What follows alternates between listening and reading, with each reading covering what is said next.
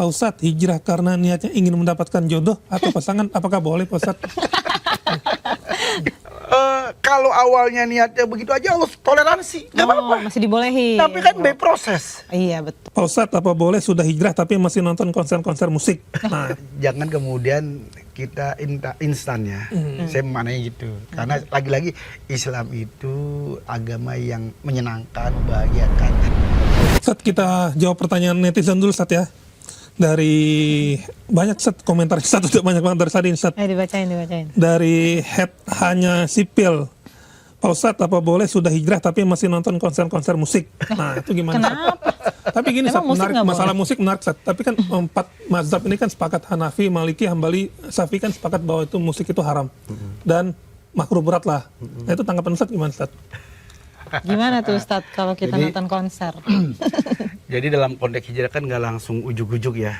Ini problem. Ini kan semuanya ada proses by proses. Seperti Allah juga menciptakan manusia, proses juga. Orang berzina juga proses. Betul. Nah, selama itu tidak ada maksiat, maaf mata, maksiat. Kalau hati pastilah itu kan nggak ketebak. Karena kan nggak bisa kelihatan itu hati. Maksudnya maksiat mata, kemudian sampai tangan, kaki. Sebagian ulama membolehkan. Karena ada juga dasarnya. Betul. Adanya. Makanya ini yang dijadikan problem adalah selama itu tidak mendolimi orang atau tidak bermaksiat, sebagian boleh. Tapi makanya kalau hijau ya kafal lah. Ini saya kembali ke sana nih. Jadi kalau misalnya yang nanti pengarahkan kepada hilang kesadaran orang, kemudian akhirnya maaf kalau bilang itu yang nyanyi atau kelihatan auratnya. Kalau nggak itu akhirnya juga ketika dia kanan kiri senggol-senggolan, padahal duduk doang loh. Kadang gini, kita nggak nyenggol, tahu kesenggol kena juga. Iya. Itu akhirnya kan aurat juga.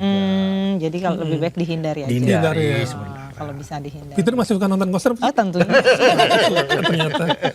Tentunya. Karena lagi-lagi nih, Healing kita itu. gini saya lebih titik tekannya orang hijrah itu jangan kemudian kita instan ya. Saya memaknai gitu. Karena lagi-lagi Islam itu agama yang menyenangkan, membahagiakan. Karena kalau sudah frame berpikirnya bahwa Islam harus cepat, Islam itu harus keras, Islam harus, wah itu akhirnya Belum paham banget. iya, Nanti menghakimi orang. Allah aja kan berfirman, wa ma arsalnaka illa rahmatan lil alamin. Dan di dalam kau kami utus wahai Muhammad bagi rahmat. Rahmat itu maknanya bagi seluruh alam, tidak hanya buat orang Islam saja. Tapi bukan buat non-Islam. Bukan buat makhluk hidup aja, tapi hewan. Ya. Buat tumbuh-tumbuhan. Itu loh, Itu buat rahmat. udara, air itu Cahaya. rahmat, menyenangkan, Matahari. membahagiakan itu.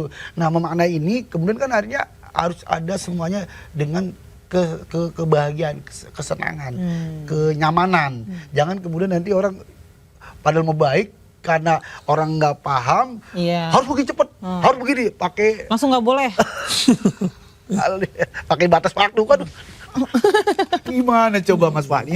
Ini sering terjadi ini. Makanya saya lebih menganjurkan kepada teman-teman yang hijrah Pahami cari dulu ya. pembimbing yang Benar. baik, benar, menyejukkan, membahagiakan.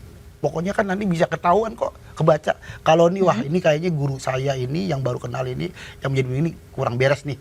Baik dalam konteks ajarannya atau kurang Itu bisa sesuai. keciri ya? Ketahuan nanti.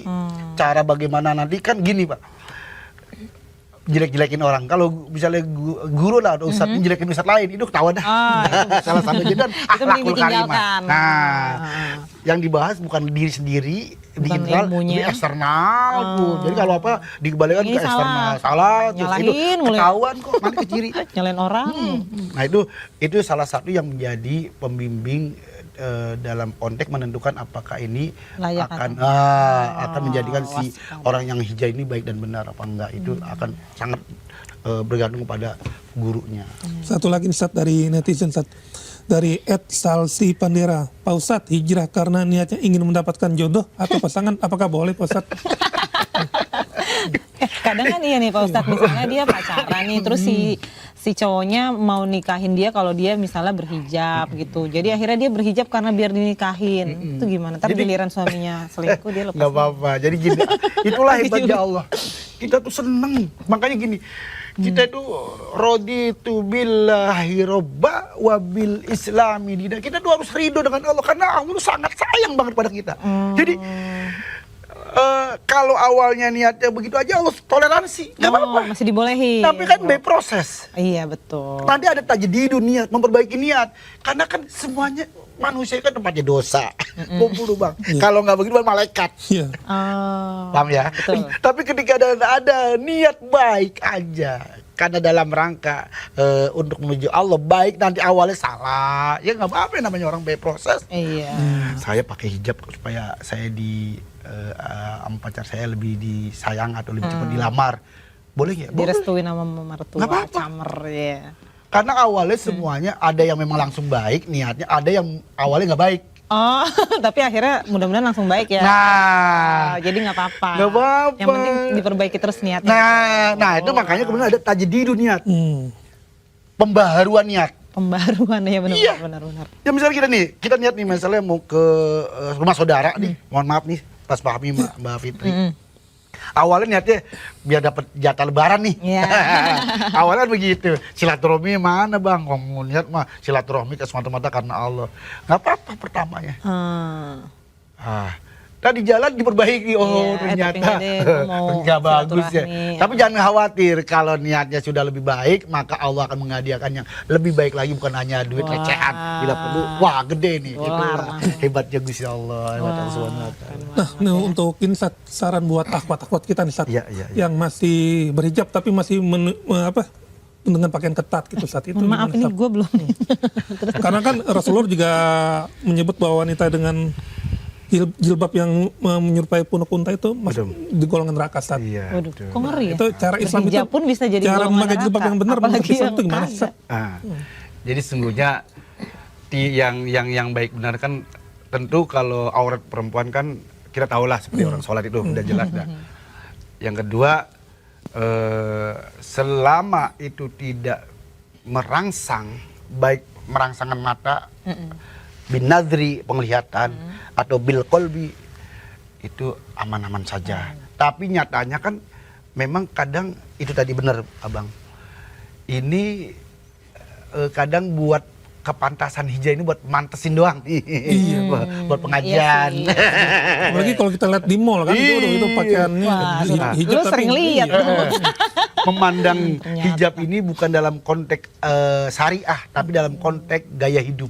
Iya Itu betul. Style. lifestyle. Nah itu sekarang banyak ini Pit. banyak. Tren. Maka akhirnya efeknya adalah tidak merasuk kepada hati. Membantu. Jadi sementara ya, ntar lemah lagi. Berhijab tapi sungguhnya nggak berhijab. Kalau kita bicara sebentar, yang lebih penting adalah hijab hatinya sesungguhnya. Oh, aduh. Ini kan lebih dalam lagi nih Pak. Iya. Mas Ami. Tapi, kita nggak dalam sana. Oke, baik. Kalaupun tidak di hatinya, lohirnya dihijab dengan yang baik dan benar. Nah, maka ukurannya adalah selama kita juga melihat seperti itu tidak menggoda itu, ya janganlah. Kalau tergoda harus dijaga itu. Karena kadang itu kita udah ada hawa nafsu kita punya hawa nafsu, kemudian juga dibantu oleh iblis bersekutu. Iya. Dibisik-bisikin gitu.